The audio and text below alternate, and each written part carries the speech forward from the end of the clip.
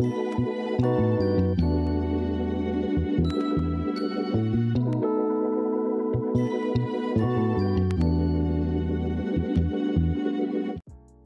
there, beauties, and welcome back to another video as part of our Lash 101 series.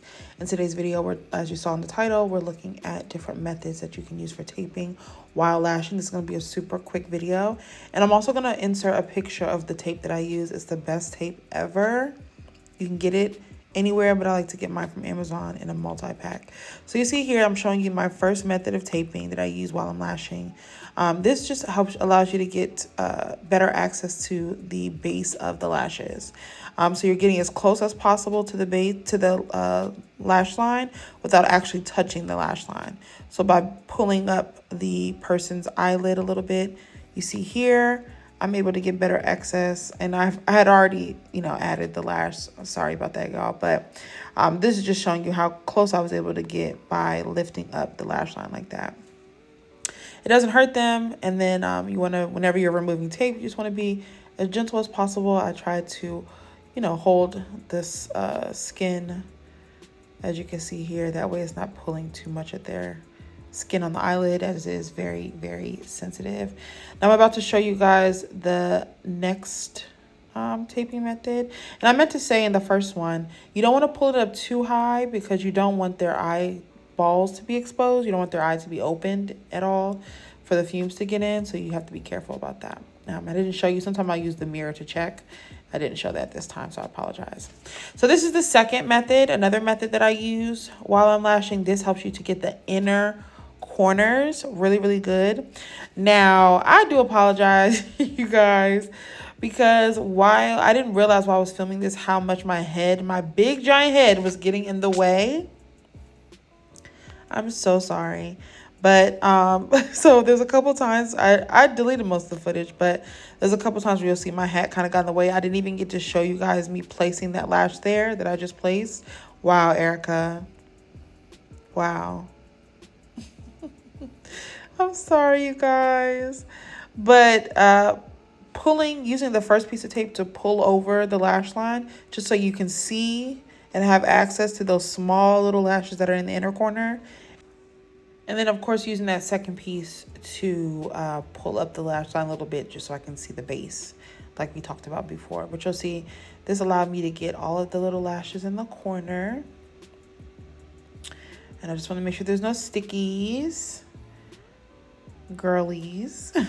We don't like the stickies, especially in the inner corners, just because the lashes are so small and fragile, I've noticed throughout the years of lashing. So yeah. And then I always use the dry air, especially when I'm doing the inner corner and outer corner, because those lashes tend to be shorter and thinner. I just want to make sure they're good and dry. For some reason, they take longer to dry. So anyway, so we're moving on to our third method here. So this allows you to get the different layers. So unfortunately, I did actually finish most of this set already, but as you can see, me pulling back the tape allowed me to hit those lowest layers, or the first layers of lashes that sometimes get left behind. And I can come in from underneath. If you didn't, I don't know if you noticed that I did that there, coming from underneath. I usually actually lash that way a lot, just because it's easier than doing it from on top. And I noticed that the lashes last a little bit longer because they're able to wrap around the lash a little bit easier if you're doing it from behind instead of doing it on top of the natural lash. Like I said, y'all, I'm sorry about y'all not being able to see nothing. But as you can see here, I went ahead and got those lashes that were almost left behind, but no lashes are left behind. And then, of course, when removing the tape after this method, be very careful. You can use your other tweezer, your main tweezer, to kind of, gently pull away the lashes that you just attached so that they don't get stuck to the tape. And then I'm going to go ahead and brush the lashes out after I'm finished, and then I will show you guys. Oh, you can see here, so that's the mirror that I was talking about earlier that I'll use just to make sure that I haven't pulled up the lash, the lid too far so that their eyes are exposed to the fumes and the glue. So you see here, this is a volume set that I was doing, or a volume fill that I had done, cat eye, and the eye looks perfect. And then we are going to move on to the very last method. This one, I do this one on the other eye. So the very last lash you see here that I'm touching, it got, I don't know if she was crying or something had happened. So there's a little bit of buildup just on that one lash.